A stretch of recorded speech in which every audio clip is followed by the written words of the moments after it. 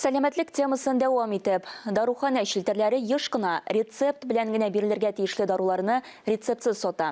Медикаментларны гадәттә үз белдекләре белән дәваланучылар сатып ала. Шул ук вакытта дәвалану өчен әлеге дарулар бик кирәк булган пациентлар авыр хәлдә калырга мөмкин. Моңа иҗтимагый оешмалар да игътибар итте. Теманың дәвамы киләсе сюжетта. Антибиотик 500 мг дозировка. По рецепту? Да. Рецептсыз дарулар сату кайбер препаратларга кытлык китереп чыгара.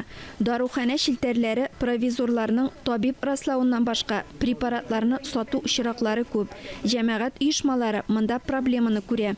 У нас очень многие граждане любят. Бездә күп кенә гражданнар үз белдекләре белән дәваланырга ярата. Теләсә нинди даруны сатып алалар.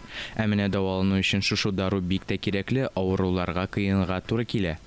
Росздравнадзор даруханәләр хезмәткәрләрен акыл белән эш итәргә, рецепт белән сатыла торган даруларны ирекле сату практикасына чик куярга өндәй.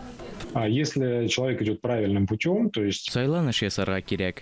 Кеше дәүләт даруханәсенә барса, дарулар сатуда бернинди дә проблема булырга тиеш түгел. Татарстанда коронавирустан авырган кешеләрне бушлай медикаментлар белән тәэмин итүдә проблемалар юк. Препарат запаслары җитәрлек. Әлеге категория препаратларга 435 миллион сумнан артык акча тотылган. Препараты Минздравом республики закуплены. Халык даруларны бушлай ала. Республика мондый препаратларны запас белән сатып алды. Аларга ваклап сату шилтәрендә ихтыяҗ шикләнгән. Күптән түгел коронавирус дарулары запасын тагын бер кат тикшерделәр. Казан, Чаллы, Татарстанның башка шәһәрләре даруханәләрен барлыгы 400 пунктны анализладылар. Мәгълүматлар күрсәткәнчә, препаратлар бөтен җирдә дә җитәрлек күләмдә.